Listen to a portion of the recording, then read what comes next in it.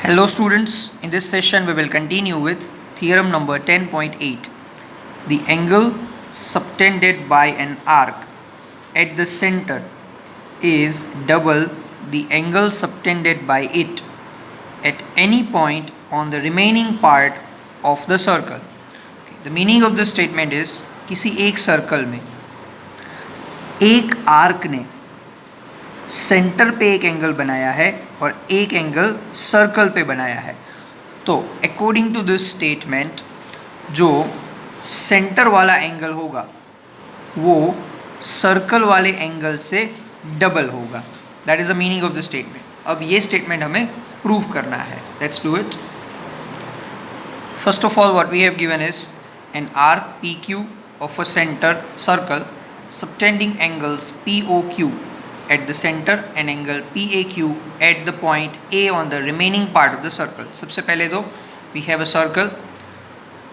Let's have a circle जिसमें arc PQ और यहाँ पे है point A. Center of a circle is O. एक एंगल बनेगा POQ which is at the center and एक एंगल बनेगा PAQ which is on the circle. This is given. अब हमें ये प्रूव करना है कि ये POQ जो है वो PAQ से डबल है. That is we have to prove. Now for that, first of all, consider three different cases. Arc PQ is a minor arc. So सबसे पहले तो arc PQ जो है वो minor arc है, ये कंसिडर करते हैं. फिर हम ये भी कंसिडर कर सकते हैं arc PQ जो है वो मेजर है या तो आर्क पी क्यू जो है वो सेमी सर्कल है. मैं आपको माइनर वाला सिखाऊंगा, बाकी दोनों आपको अपने होमवर्क में करने होंगे. See first of all join A O, extend it to a point B. सबसे पहले हम ए ओ बनाते हैं और इसको बी तक एक्सटेंड करते हैं. Got it? Now in all the cases angle B O Q will be equal to angle A O Q plus angle A Q O.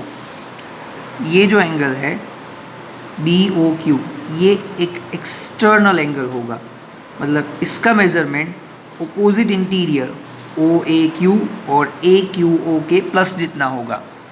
So here B O Q is A O A Q plus A Q O. ठीक है, क्योंकि ये एक exterior angle है और इसका सम measurement opposite interior के सम जितना होता है. गॉट?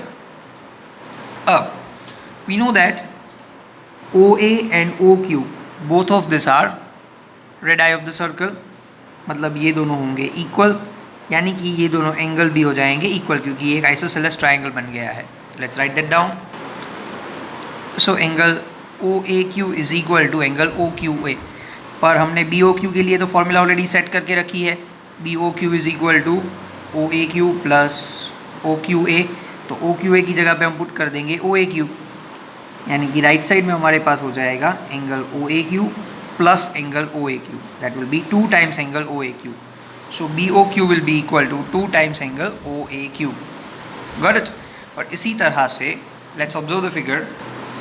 हम लोग एंगल BOP को एंगल PAO का डबल जो है वो प्रूव कर सकते हैं. So similarly we can prove that BOP is equal to 2 times angle OAP. अब इक्वेशन फर्स्ट और इक्वेशन सेकेंड दोनों को प्लस कर दो. BOQ plus BOP on left hand side and 2OAQ plus 2OAP on the right hand side. अब BOQ और BOP observe it. BOP दोनों को मिला दो मतलब बन गया POQ and OAQ and OAP दोनों को मिला दो मतलब बन गया PAQ. That's what we have to write. So BOQ और BOP की जगह पे हो जाएगा POQ and OAQ और OAP की जगह पे हो जाएगा PAQ. So ultimately angle POQ is twice angle PAQ. Clear?